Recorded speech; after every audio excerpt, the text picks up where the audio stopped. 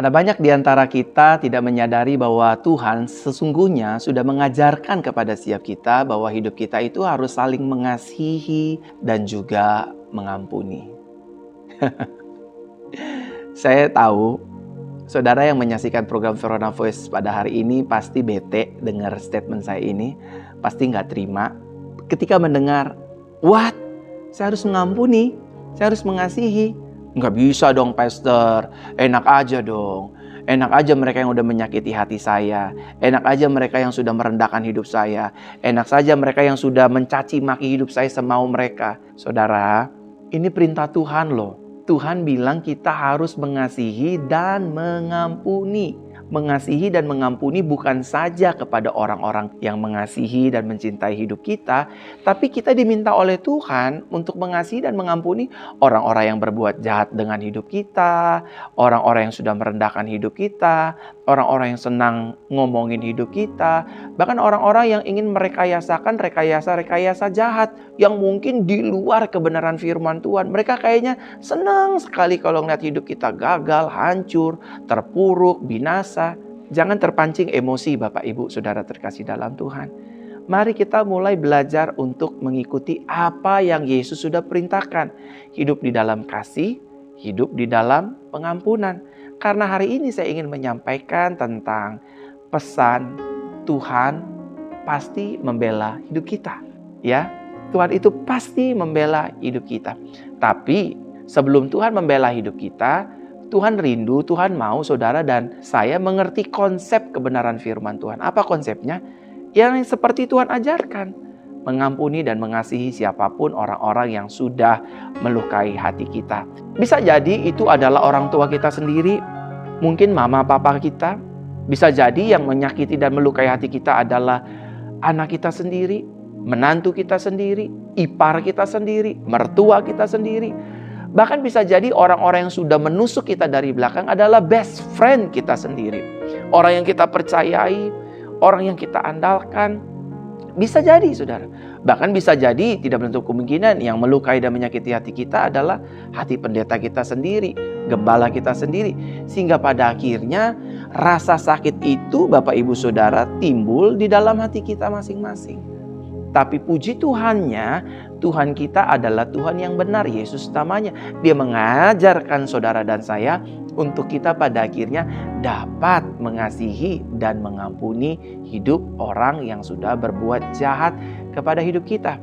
Saya akan masuk di dalam tema pada hari ini perihal tentang Tuhan yang membela. Saudara perlu ketahui baik-baik. Membalas yang jahat dengan kejahatan adalah sebuah kejahatan loh di mata Tuhan. Tuhan gak suka kalau anak-anaknya, kalau orang Kristen, kalau orang percaya, senangnya itu membalas yang jahat dengan yang jahat. Contoh nih, kalau hidup kita diomongin orang, kita balas ngomongin orang. Kalau hidup kita disakitin orang, kita balas sakitin hidup orang lain.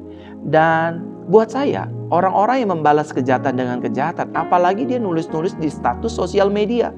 Buat saya orang ini adalah orang yang tidak terpelajar, orang yang tidak terdidik dengan baik, dan orang yang kurang bermartabat. Meskipun dia mungkin pernah mengenyam bangku studi sekolah, tapi tidak semuanya orang yang sekolah itu memiliki good manner. Setuju ya Bapak Ibu Saudara ya? Oleh karenanya di kesempatan hari ini melalui pesan Verona Voice, kita nggak boleh balas yang jahat dengan yang jahat. Karena membalas yang jahat dengan kejahatan adalah sebuah kejahatan di matanya Tuhan. Dan saudara, kalau sampai saudara dan saya dijahati orang, difitnah orang, direndahkan orang, lalu saudara bereaksi, lalu saudara turun tangan, ingin membalas, ingin melawan, maka saudara maaf ya, Tuhan akan angkat tangan. Dia akan diam. Loh, kenapa Tuhan diam? Kenapa Tuhan nggak bela saya? Karena waktu saudara turun tangan, Tuhan angkat tangan. Tapi sebaliknya waktu saudara angkat tangan, Tuhan akan turun tangan. Kenapa Tuhan angkat tangan? Tuhan diam. Tuhan nggak mau bela kita. Kenapa Tuhan nggak mau bela kita? Karena kita ngerasa harga diri kita jauh lebih penting daripada cara Tuhan membela hidup kita. I know for sure, it's so hard for our heart. Ini sangat sakit buat hati kita. Tapi saudara, bukankah kita menyadari bahwa Tuhan adalah gembala yang baik?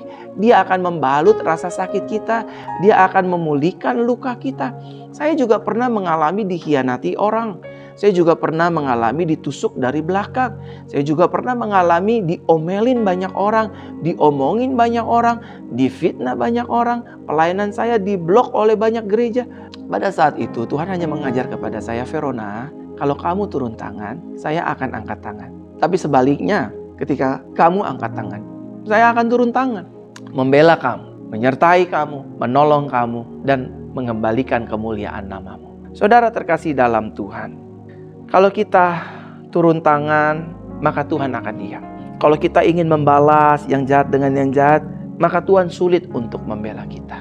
Kalau kita masih keras kepala, berargumentasi, enggak, pokoknya saya harus balas papa saya harus balas mama saya harus balas teman saya mengkhianati saya harus tuntut orang yang mengambil uang bisnis saya. Maka sejatinya kita sedang tidak memberi ruang yang luas bagi Tuhan untuk bekerja dan membela hidup kita.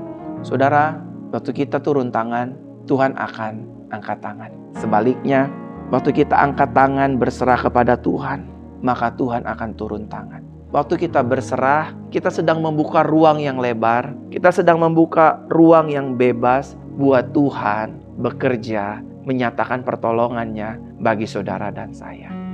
Saya teringat satu firman Tuhan, saudara, waktu Yesus tergantung di atas kayu salib, sebelum dia menyerahkan nyawanya ke dalam tangan Bapaknya. Yesus diolok-olok, Yesus diperlakukan secara sadis dan tidak manusiawi, tapi yang keluar dari mulut Yesus, output dari mulut Yesus, dia berkata, Bapa, ampunilah mereka semua, sebab mereka tidak tahu apa yang sejatinya mereka telah perbuat terhadap aku putramu. Keren, saudara. Saudara terkasih dalam Tuhan, kita boleh tidak melakukan kebenaran firman Tuhan kalau Tuhan sendiri tidak melakukannya. Ini permasalahannya, kondisinya. Tuhan bukan hanya ngomong, bukan hanya jago berkhotbah, tapi dia melakukannya di atas kayu salib. Aku mengampuni orang-orang yang menyalibkan aku. Aku mengampuni dosa dunia. Aku mengasihi orang-orang yang membakar gerejaku, yang membunuh pendeta-pendetaku, yang membunuh nabi dan rasulku. Aku mengampuni. I forgive all.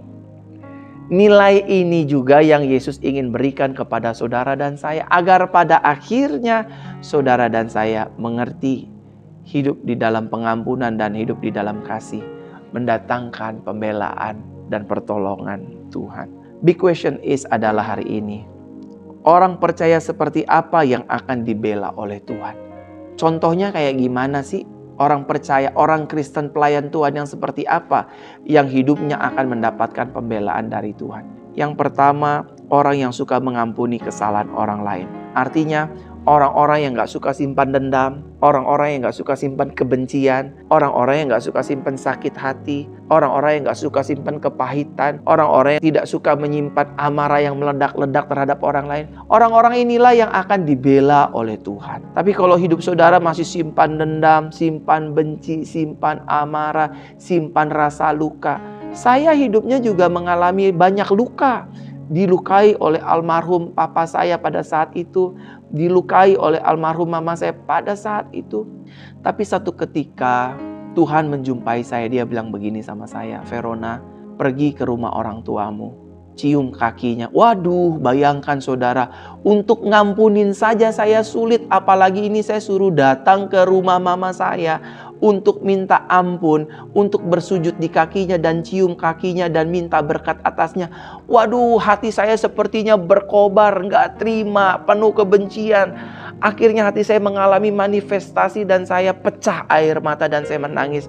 Tuhan, kalau memang itu yang Tuhan inginkan, kalau memang itu yang Tuhan kehendaki dan ini adalah kebenaran firman-Mu, hari ini juga saya tidak tunggu besok dan minggu depan. Saya akan pergi ke kediaman orang tua saya akan sambangi mami saya akan berlutut di bawah kakinya, saya akan mohon maaf meskipun saya nggak salah, dia yang salah, dan saya akan cium kakinya sebagai bukti saya mau dibela oleh Tuhan. Dan saya lakukan itu, saudara. Saudara tahu, setelah saya melakukan perbuatan demikian, saya mengalami banyak berkat Tuhan. Saya dipromosikan Tuhan, saya diangkat Tuhan, saya dibela oleh Tuhan. Dan yang kedua, orang yang seperti apa yang dibela oleh Tuhan? Yang kedua adalah orang yang senang berserah dan berharap kepada Tuhan. Kalau saudara ingin dibela perkaranya, kalau saudara ingin ditolong permasalahan saudara, belajar berharap kepada Tuhan, belajar berserah kepada Tuhan. Jangan menyerah. Jangan menyerah saudara, karena setiap manusia di muka bumi ini mereka memiliki pergumulan dan permasalahan kehidupannya masing-masing. Ada yang bergumul tentang masalah keuangan, ada yang bergumul tentang masalah keluarga, ada yang bergumul dan bermasalah dengan kesehatannya dan lain sebagainya. Tapi ada banyak juga orang-orang yang tidak mau menyerah, melainkan mereka menyerahkan permasalahannya ke dalam tangan Tuhan. Yang menjadi ironisnya saat-saat ini ada banyak saudara mungkin yang menyaksikan program Verona Voice ini, hidupnya nggak senang berserah kepada Tuhan. Hidupnya justru senang menyerah. Udahlah saya menyerah aja lah. Rumah tangga saya sulit dipertahankan, suami saya sulit berubah, istri saya sulit untuk dipulihkan, anak-anak saya sudah pacaran sama orang gak seiman, anak-anak saya sudah jatuh di dalam narkoba, anak saya hamil di luar nikah, hanya bikin malu keluarga rumah tangga saya. Udahlah saya buang aja. Stop. Jangan menyerah, don't give up. Kita punya Tuhan yang besar, kita punya Tuhan yang dahsyat, kita punya Tuhan yang membela hidup kita. Bayangkan bagaimana jadinya kalau Musa itu menyerah waktu diperhadapkan dengan laut terberau, di belakang tentara Firaun, kanan kiri padang belantara. Can you imagine? Gimana? Musa tidak menyerah. Musa menaruh harapannya kepada Tuhan. Dan Tuhan membuka jalan yang baru. Jalannya sudah tertutup loh. Pintunya sudah tertutup. Tapi bagi Tuhan dan iman orang percaya, tidak ada yang mustahil. Belajar berserah, belajar berharap kepada Tuhan. Jangan taruh harapanmu kepada manusia. Jangan taruh harapanmu kepada orang-orang yang kau andalkan. Engkau bisa kecewa, engkau bisa stres, engkau bisa sedih, engkau bisa sakit hati. Tapi ketika sebaliknya engkau menaruh harapanmu kepada Tuhan sepenuh hati, sepenuh jiwa, sepenuh raga, lihatlah, yang tidak mungkin menjadi mungkin, yang tidak ada akan menjadi ada, yang tidak bisa akan menjadi bisa. Karena bagi Tuhan Yesus tidak ada perkara yang mustahil. Yang ketiga, orang yang seperti apa yang Tuhan bela? Yang ketiga adalah orang yang suka mengandalkan Tuhan lebih daripada siapapun. Kalau hari-hari ini saudara ingin mengalami pembelaan Tuhan, saudara ingin mengalami penyertaan Tuhan, saudara ingin melihat mujizatnya yang ajaib luar biasa, yang tak tertandingi, andalkanlah Tuhan. Bukankah firman-Nya berkata dengan jelas dalam kitab Yeremia, diberkatilah orang yang mengandalkan Tuhan, yang menaruh harapannya kepada Tuhan dan yang hatinya melekat erat kepada Tuhan. Dan saudara, maafkan saya ya, saya baca mulai dari kitab Kejadian sampai Wahyu, saya tidak pernah melihat orang-orang yang berseru memanggil nama Tuhan, yang mengandalkan Tuhan, yang beriman kepada Tuhan, yang percaya kepada Tuhan, hidupnya dipermalukan oleh Tuhan. Aku tidak pernah melihatnya. Justru sebaliknya, aku melihat orang-orang yang hidupnya mengandalkan Tuhan. Meskipun keadaannya tidak memungkinkan, meskipun pintunya sudah tertutup, meskipun jalannya sudah buntu, Tuhan tetaplah Tuhan. Dia punya banyak ribuan cara, bahkan triliunan cara untuk menolong kita. Di tengah-tengah kesempitan hidup kita, di tengah-tengah kesesakan hidup kita, disitulah kesempatan Tuhan untuk menyatakan kebesaran namanya, kemuliaan pribadinya, pertolongan dan pembelaannya dinyatakan bagi hidup saudara dan saya. Dan yang terakhir, orang yang seperti apa yang akan menerima pembelaan Tuhan adalah orang yang suka mengalah demi kebenaran. Dunia selalu mengajarkan kita mata ganti mata, gigi ganti gigi. Kalau pipimu ditampar, tampar balik. Tapi Yesus nggak mengajarkan demikian. Yesus mengajarkan kita, jika pipimu ditampar, salah satu diantaranya, berikan pipimu yang lain. Mungkin ini ajaran bodoh bagi dunia, tapi ini ajaran yang benar yang Yesus ajarkan bagi kita. Ingat, jangan bereaksi, jangan merespon, jangan melawan ketika keadaannya sedang tidak baik-baik saja. Tetapi sebaliknya, mari kita belajar berserah, berharap, dan mengandalkan Tuhan. Karena hanya orang-orang yang berserah, berharap, dan mengandalkan Tuhan, mereka lah yang akan menerima pembelaan dari Tuhan. Kiranya pesan singkat ini menjadi berkat bagi Bapak Ibu Saudara. Mungkin ada di antara Bapak Ibu Saudara yang sedang menyaksikan program Verona Voice ini sedang mengalami kondisi yang tidak menyenangkan. Saudara difitnah, saudara direndahkan, saudara disakiti, saudara menyimpan luka, dendam, benci, sakit hati, kecewa, dan hal buruk apapun. Ingin belajar untuk mengampuni, mengasihi, dan ingin melepaskan pengampunan agar Tuhan yang bela. Mari kita sama-sama berdoa. Saudara boleh letakkan tangan kanan di dada. Izinkan saya berdoa ya. Bapa, dalam nama Tuhan Yesus, kesempatan hari ini aku berdoa bagi jemaat-jemaat Tuhan. Cabut rasa sakit hatinya, dendamnya, bencinya, traumatiknya. Jangan biarkan mereka turun tangan, tapi biarkan mereka angkat tangan, biar Tuhan turun tangan, ikut campur dalam permasalahan kami. Engkau yang membela Tuhan. Kalau Tuhan yang bela, yang tidak mungkin menjadi mungkin, yang tidak bisa menjadi bisa, yang tidak ada menjadi ada. Aku percaya pembelaanmu sempurna. Pulihkan hati kami, pulihkan pikiran kami. Kami serahkan pergumulan kami, masalah kami ke dalam tangan Tuhan. Kami percaya Tuhan pasti menolong dan membela hidup kami. Demi nama Tuhan Yesus kami berdoa. Haleluya, terjadilah. Amin. Saudara, sampai bertemu dan berjumpa kembali dalam program Verona Voice selanjutnya dengan tema-tema yang jauh lebih menarik, memberkati, dan merubah hidup Bapak Ibu Saudara. Tuhan Yesus memberkati. Shalom bagi kita semua. Haleluya.